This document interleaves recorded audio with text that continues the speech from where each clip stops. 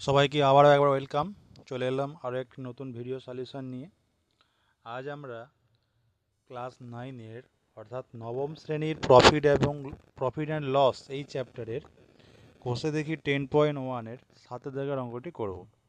তোমরা যারা এর আগের অঙ্কগুলো দেখোনি তারা কি অবশ্যই দেখে নাও, এবং কোনো জায়গায় বুঝতে সমস্যা হলে কমেন্ট করে জানাবে।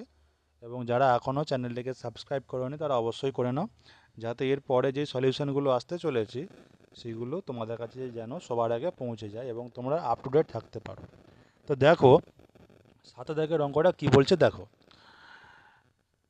অরুণ মামার দোকান থেকে দিদি 255 টাকা দিয়ে একটি ছাতা কিনে এনেছেন। একটি ছাতা কিনেছে কত টাকা দিয়ে? 255 টাকা দিয়ে ছাতাটি কিনেছেন। ওকে, 255 টাকা দিয়ে ছাতাটি কেনা হয়েছে।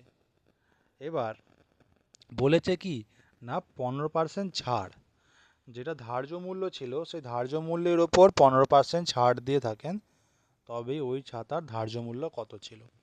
দেখো এর আগে প্রফিট অ্যান্ড লসের যে কনসেপচুয়াল যে ভিডিওটা আছে তাইতে ধার্য মূল্য অর্থাৎ মার্কড প্রাইস বা এমপি কি সেই বিষয়ে আমরা আলোচনা করেছি। ধার্য মূল্য হলো সেই মূল্য যেটা প্রোডাক্ট বা বস্তুর গায়ে লেখা থাকে, প্রিন্টেড প্রাইস যেটা আর কি, মানে যেই মূল্যটা কোনো বস্তুর ওপর লেখা থাকে বা প্রিন্টেড প্রাইস বা যেটা বলা হয় সেটা হলো গিয়ে ধার্য মূল্য। তাহলে ছাতাটির ধার্য মূল্য যা ছিল তার উপর 15% ছাড় দেওয়ার পর ওই বস্তুটির দাম হয় কত না 255 টাকা।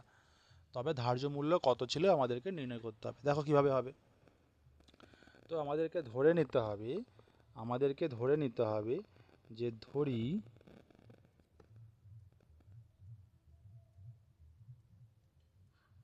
ধরি ছাতাটির ধার্য মূল্য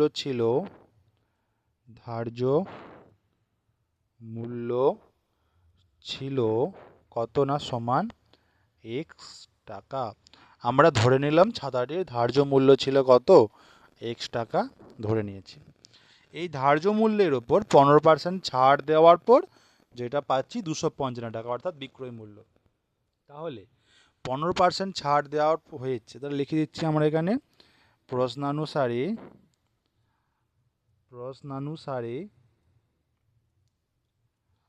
15% ছাড় অর্থাৎ ডিসকাউন্ট দেওয়া হয়েছে। 15% ছাড় বা ডিসকাউন্ট দেওয়া হয়েছে।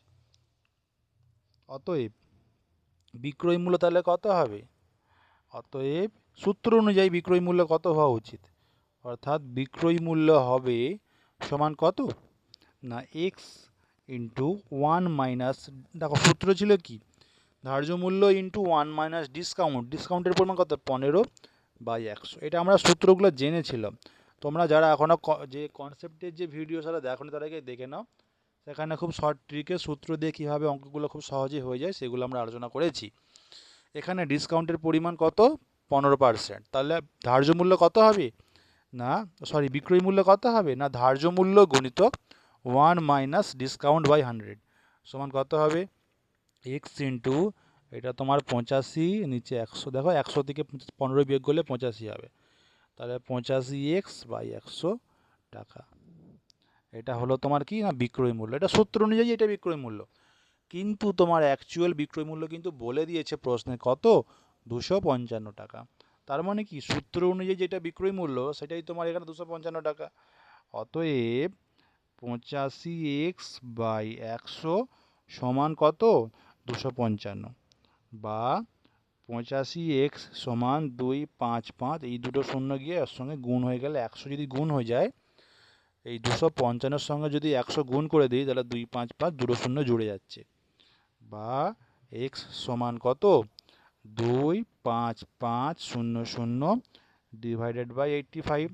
এটা আমরা করব 85 × 3 255 আর দুটো শূন্য সমান কত না 300 টাকা। তাহলে 300 টাকাটি হলো কি না এক্স এর মান, অর্থাৎ এক্স আমরা কি ধরেছিলাম ধার্য মূল্য। তাহলে অতএব ছাতাটির ধার্য মূল্য কত ছিল? ধার্য মূল্য ছিল সমান 300 টাকা। অর্থাৎ ছাতাটির গায়ে 300 টাকা লেখা ছিল, বা দোকানদার প্রথম যে দামটা বলেছিল সেটা হলো 300 টাকা, তার ওপর 15% ছাড় দেওয়ার পর ছাতাটির দাম 255 টাকা হয় এবং সেটা তার বিক্রয় মূল্য।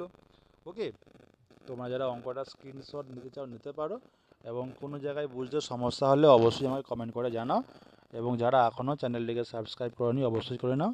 এরপরে যে সলিউশনগুলো আসতে চলেছি তোমরা যাতে সেগুলো সবার আগে পেয়ে যাও এবং তোমাদের যাতে আপ টু ডেট থাকতে পারো সেই চেষ্টা করো।